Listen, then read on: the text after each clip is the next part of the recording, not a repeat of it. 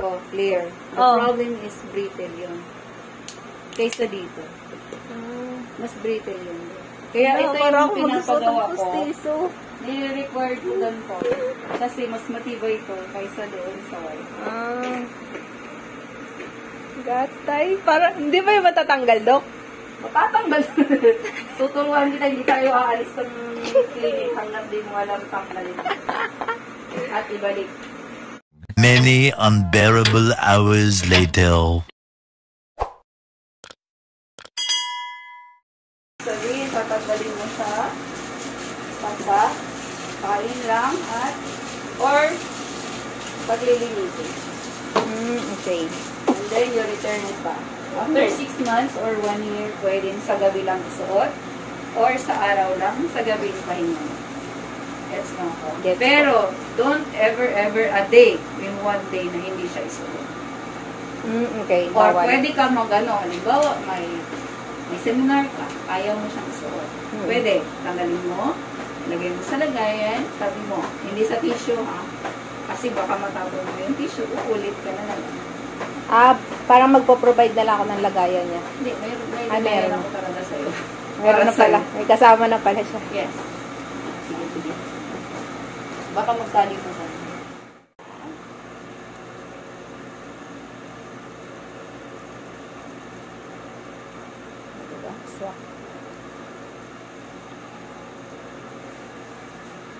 Amazing. Nakaka-ano? Pag first timer user ka yan, mga 3 months bago mo matutunan yan. Okay? Nakakailang. Kapag medyo maluwag, punta ka lang. Kasi sinisikipan mo. Baka kasi pag lumuwag, umag-open yung tube. Okay? Kailangan sakto. Okay? Okay, taas. Yeah? Sorry. Relax mo lang. Alright. Titingnan mo yung very good. Gatay. Kailangan talaga siya. Yes. Parang nailang na tuloy ako magsalita. Nakakailang magsalita. Huwag mo siyang pansinin yung taas. Ganun talaga. Parang hindi na ako magiging madaldal. Nakakailang magsalita. Parang maandit sa sa taas. Sa ganun. Parang nagkakaroon sige nga, bilang ka, 61 to 66. 1, 2, 61 to 66. 61. Ganun. Ang pangit. Nanganang panda. Wait. Tingnan ko yung kapal niya.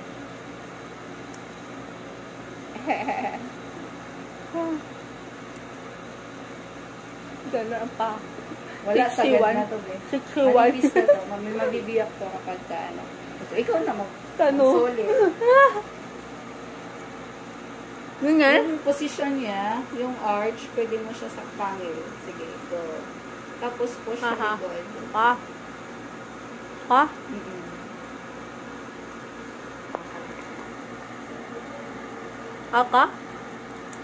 Okay. Yung baba, tanggalin mo. Hindi, ganito. Sabay. Yung sa likod. Sabay. And then, yan. Okay. Tapos kabit. Soli mo.